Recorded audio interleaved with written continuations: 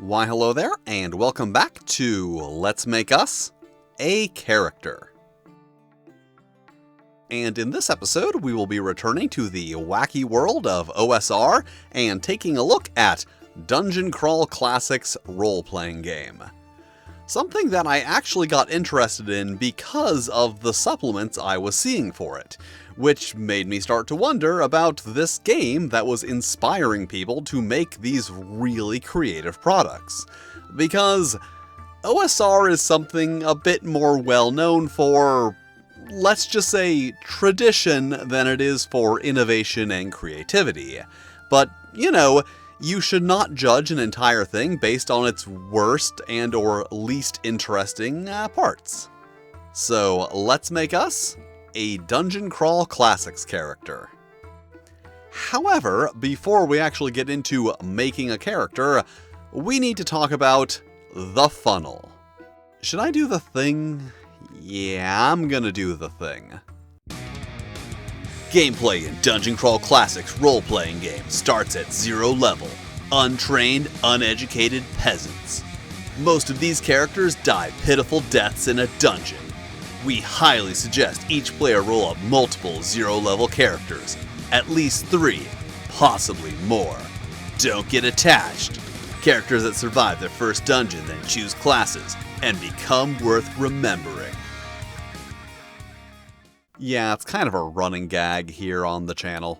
So with that in mind, let's roll up at least 3 level 0 characters, rolling 3d6 each for their strength, agility, stamina, personality, intelligence, and luck, or Saspill as it is not referred to in the book for unknown reasons. And they are very insistent that it is 3d6 in order. No roll for take highest, no roll and assign, just roll in order. Like, they're actually a little annoying about it. Anyway, each ability score has a modifier using the same attribute to bonus formula as, basic Dungeons & Dragons.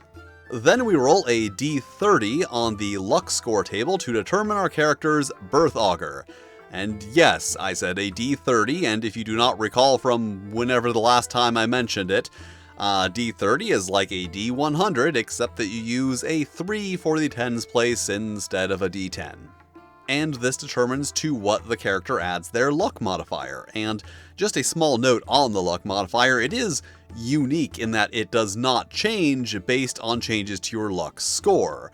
Which is important to note because you can literally burn points from your luck score to get bonuses to rolls, but that will not affect your luck bonus or penalty. And our characters will add their luck modifier, good or bad, to will saves, reflex saves, and damage. Next, we will roll for our characters' occupations. The rules are much less strict here on having to roll, but when do we turn down a roll on a big-ass table like this? And an important note here is that some of the occupations also include a race, like Dwarven Ratcatcher or Halfling Haberdasher, and there is some more involved to that, but we will get to it when we get to it. And we have rolled Scribe, Dwarven Ratcatcher, and Corn Farmer. Unfortunately, Sassy Skeleton is not one of the occupation options, serious oversight on their part. A character's occupation provides one trained weapon and some variety of trade goods. We also get one random item determined by rolling a d24, or, 1d12 plus 1d2 minus 1 times 12, on the equipment table. And yeah, there probably is a simpler way to explain that, but I explained it the way I did. And each character also receives 5d12 copper pieces. Level 0 characters start with 1d4 plus stamina modifier hit points, have fortitude, reflex, and will saves, which get no bonuses at level 0 other than the character's stamina, agility, and personality modifiers, and luck if applicable. A starting attack modifier of 0 plus strength or agility modifier as appropriate, and an AC of 10, modified by agility modifier. We choose an alignment for each character, the options being lawful, neutral, and chaotic, none of this good and evil nonsense. and they begin speaking Common plus 1 language per +1 of Intelligence modifier. Now, demi-human characters also know their racial language, or maybe they only know it if they have an intelligence of 8 or higher. It kinda says both in the book, in which case I generally assume the more restrictive rule is correct. And being a dwarf also gives one of our characters infravision and a base speed of 20 feet versus the normal 30 feet. And these characters are done. Which means it's time to talk about the Funnel, which is a level 0 adventure intended to filter out the weaker characters. So we throw all of the characters we've made into the funnel, and presumably only the strongest and therefore best characters actually make it out alive. However, I do have some issues here, mainly just assuming that the intent of the concept is executed objectively. It gives a huge advantage to characters suited to be weapon combat focused classes. Like, a character with good stats for a wizard kinda has terrible stats for surviving a meat grinder while armed with nothing more than a pitchfork and a chicken. And the book justifies this whole thing as being a type of balance through randomization rather than complexity. But like, here's the thing. If I want to play a wizard, and I have a character that has good stats for a wizard, my other characters are basically now just bodyguards for the character I actually want to play. And they even acknowledge that as part of the process, choosing which characters to risk and which ones to keep safe. But that just kinda sounds like a really roundabout way to play the character you actually want to. And here's the thing, I don't have any problem with the funnel in general. Honestly, it sounds kinda fun, albeit maybe a little confusing, since you're gonna have like 10 or more characters all going around at once. But it also kinda feels like, make a bunch of characters and I'm sure at least one will be fine, isn't as much of a feature as they seem to be making it out to be.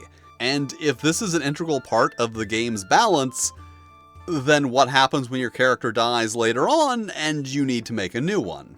Anyway, it seems that our surviving character has earned 10 experience points, which means that they obtained their first level and a character class. The options being Cleric, Thief, Warrior, Wizard, Dwarf, Elf, and Halfling. So the basic D&D style demi-human races as classes, and since our character is a dwarf, our options are restricted to dwarf.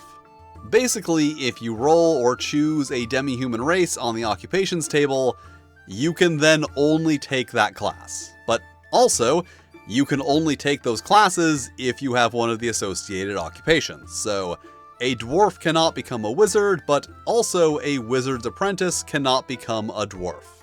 So I guess we're going to be a dwarf, and move on to the character sheet. As a dwarf, we get 1d10 plus stamina modifier hit points per level, in addition to the 1d4 we got at level 0, when we were still technically a dwarf. We also get +1 to all of our saves, we gain proficiency in a bunch of different weapons, and whatever armor we can afford. Short answer, armor proficiency isn't really a thing in this game. I assume we were supposed to earn gold for our level 1 equipment from the funnel, but we didn't actually run through a funnel, but fortunately they do also give level 1 starting gold values by class for starting at higher levels, which for a dwarf is 5d12. So let's pick up a spear, shield, leather armor, and I guess save that last gold for a rainy day. But now, things start to get interesting. We have an action die, which is basically like the D20 from Dungeons & Dragons, but in Dungeon Crawl Classics, it could be not a D20. It is a D20, but it could be something different. And our attack bonus is 1d3, also known as our Deed die, which we also use in our Mighty Deeds of Arms, which are a thing I will explain later. And worth noting, this is a specific feature for dwarves and warriors. Other classes have normal numeric bonuses and cannot perform mighty deeds, presumably. So an attack with our spear is made with a d20, +1 strength modifier, and our d3 deed die, and deals damage equal to 1d8 plus strength modifier, plus that d3. Not like another d3. Whatever we roll on the d die for the attack also applies to damage. And as a dwarf, we also get a free shield bash with our attacks, but that attack is made with a d14. Oh yeah, I should probably mention, you may have noticed some funky dice so far. D3, 30, 24, and now 14. And this is a game designed to use all of the weird dice. And as I have been explaining, none of these dice are technically required, but replicating them is of varying levels of inconvenience. Like, for most of them, you can just roll the next die larger and re-roll if you exceed the value, but rolling a d20 for a d14 means re-rolling 30% of the time. And for the ones above 20, well, I showed you how to do those already, and it's not exactly convenient either. Anyway, back to our attacks. The shield bash is made with a d14 plus 1 strength modifier and our d3d die. However, as a dwarf, we also get to add our luck bonus to attacks with one specific weapon type.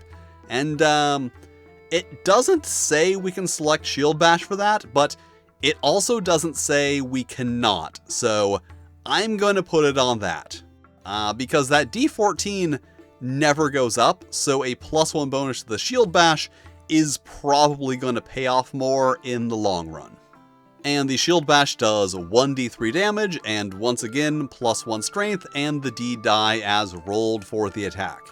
And those are our attacks.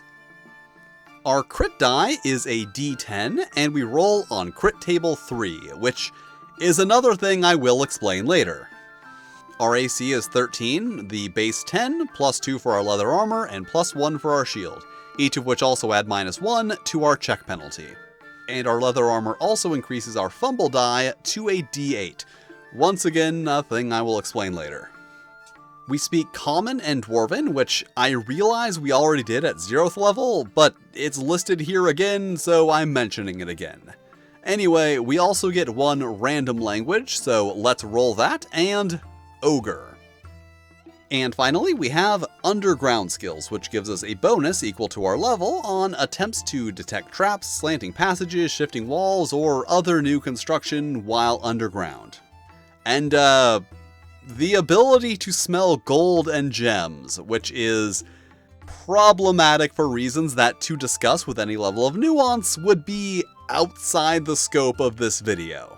But in the most concise terms possible, when dealing with dwarven traits, you really need to be mindful about whether or not they are also Jewish stereotypes. And best case scenario here, they were not mindful of that when giving dwarves the ability to smell gold and writing about how much they love to count their coins. Anyway, this character is done. So I guess it's time to explain the mechanic stuff. Rather than any kind of skill list, skills are just considered either trained or untrained based on our profession, so that continues to be a mechanically significant part of our character. So as a rat catcher, things like tracking, setting traps, or assessing the extent of rodent damage to a structure would be trained skills, whereas things like picking a lock, playing the lute, or looking for hidden passages would be untrained. And a trained skill is made by rolling a d20, then adding an ability modifier and any other relevant modifiers, and comparing to a difficulty class.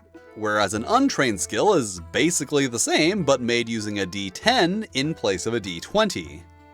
And of course, our check penalty applies to any skill checks that it would reasonably apply to. Just overall, it is kind of an abstract rules-light skill system that I do overall like, but feel it is perhaps a tad too restrictive. And also notably, skills do not improve aside from special cases like our underground skills or the thief's skill bonuses. And as explained earlier, just like in D&D 3rd edition and onward, attack rolls are made with a d20 plus modifier versus AC, except that sometimes it's not a d20 and sometimes that modifier is a die. A roll of 20 on an attack is, of course, a critical, which is rolled on a table with a die specified by our class and level. So as a level 1 dwarf, we roll a d10 on table 3. And with the table-based criticals, a crit could deal extra damage, but it could also knock a target prone, or disarm them, and at higher levels, permanently blind or paralyze them. So yes, it is an extra table that you have to roll on, but one that I believe adds value to the experience. Similarly, a roll of 1 is a fumble, rolled on the fumble table with the die determined by our armor. And finally, the Mighty Deeds of Arms, which are basically combat maneuvers made as part of an attack, with the overall result determined by the result of the deed die, with 3 or higher being a success, and, the higher it is, the more success it is. And they do state that it's intended to be more of a free-form concept based on, the overall specific situation you find yourself in. So like swinging from a chandelier and kicking someone down a staircase, or tearing down a tapestry that falls on your opponent. But then they also have like 4 pages of specific actions with outcomes for specific die rolls. So it's kind of like, is it supposed to be free-form, or is it supposed to be these specific things? And I'm actually not going to level up this character because we pretty much got everything at first level. Leveling up just gives you more hit points and increases your deed die, crit die and table, action die, and saves. Although notably, we do eventually get additional action dice as we level up for extra attacks. And as you may notice, they start at D14s, then up to D16s, and then 20s, but once again, the funky dice. And now I will turn it over to me, who is not a flump, but is instead a person. And there we have it, a Dungeon Crawl Classics character, or a DCCC as the kids are calling it, presumably. And it is very much what I like to consider the good kind of OSR. It has a definite old school feel to it, but is also much more than just a derivative of a game that someone else made in the 70s or 80s.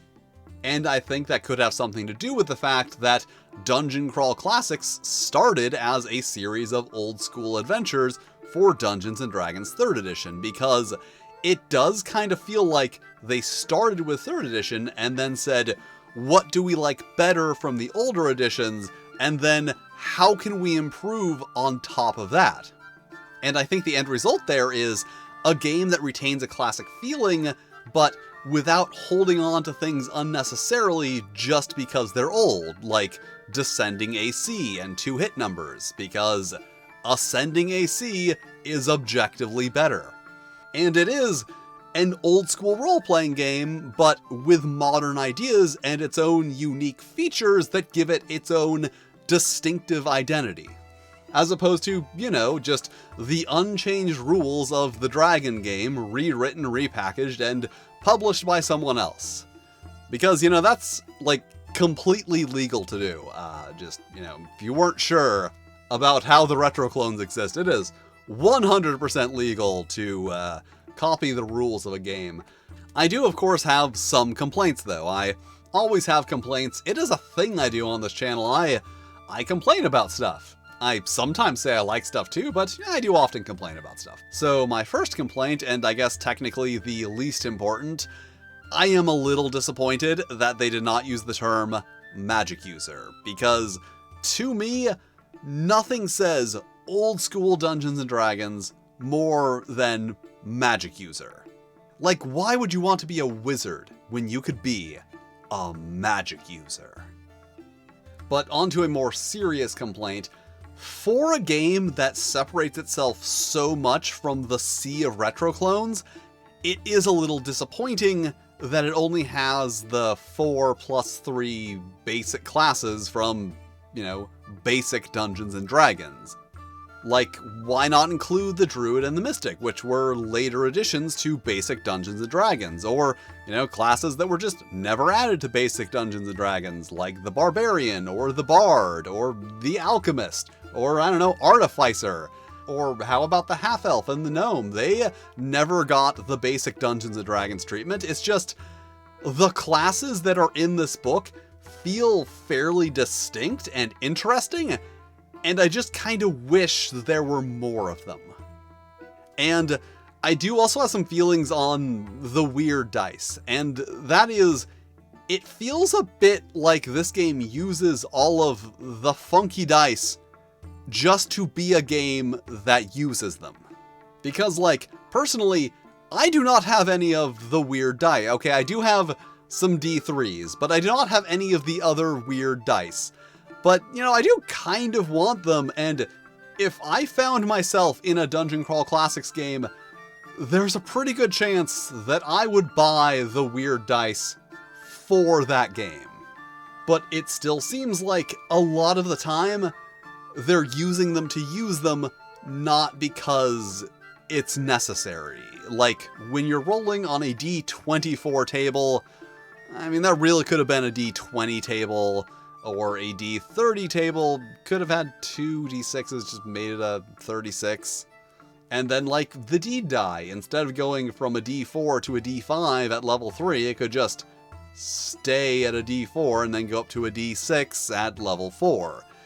It just feels like, as I said, they're using them to use them. And, you know, let's be honest here, of those of us who do not have the weird dice, most of us probably want the weird dice, and I can't help but feel like justification for buying the weird dice is an intentional part of the appeal of this game. And I do feel like I would be remiss if I did not bring up the fact that this game does feel a bit like a product of its time, except for the fact that its time is the early 2010s, not the late 1970s.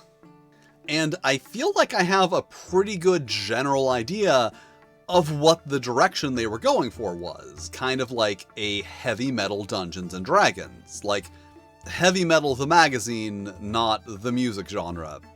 Although I guess the music genre could also work. Basically, it seems like what they were doing was taking things from the original Dungeons and Dragons and exaggerating them to a near absurd level. And a lot of the time, that worked out pretty cool. Like, it worked out really cool for the Wizard. They did a lot of stuff with the Wizard. So much stuff that I did not make a wizard in this video just because I did not want to explain all of the stuff involved with making and playing a Dungeon Crawl Classics wizard. But obviously, in other areas, there were missteps, and I'm not saying that anything was intentional here. It is entirely believable that they just took the established dwarf traits and exaggerated them, but did so without considering where those dwarf traits came from. Which is, of course, a book from the 1930s, the author of which has stated that his portrayal of dwarves was influenced by Jewish people. And when you start playing this 3 Degrees of Separation game, you are just being intentionally oblivious about those origins. And I believe that is all I have to say on the topic of Dungeon Crawl Classics, the DCC, as I assume the kids call it. And, you know, maybe if this video does really well, I will come back and make a wizard and explain all of that stuff. It's a lot of stuff. Anyway, thank you for watching, with extra special thanks to my Fightin' Flail Snails, Samuel Gorski, Randy Mulholland, and Toshiro Kuro. If you would like to be cool like them, you can check out my Patreon, where you can get early access to videos and fun stuff that I make for the Patreon. But if you don't want to do that, that's cool too. You can still hit all the lovely buttons, like, subscribe, these videos over here that either myself or the YouTube algorithm have lovingly selected for you, and I am sure are lovely videos that you will also enjoy. And I will see you next time.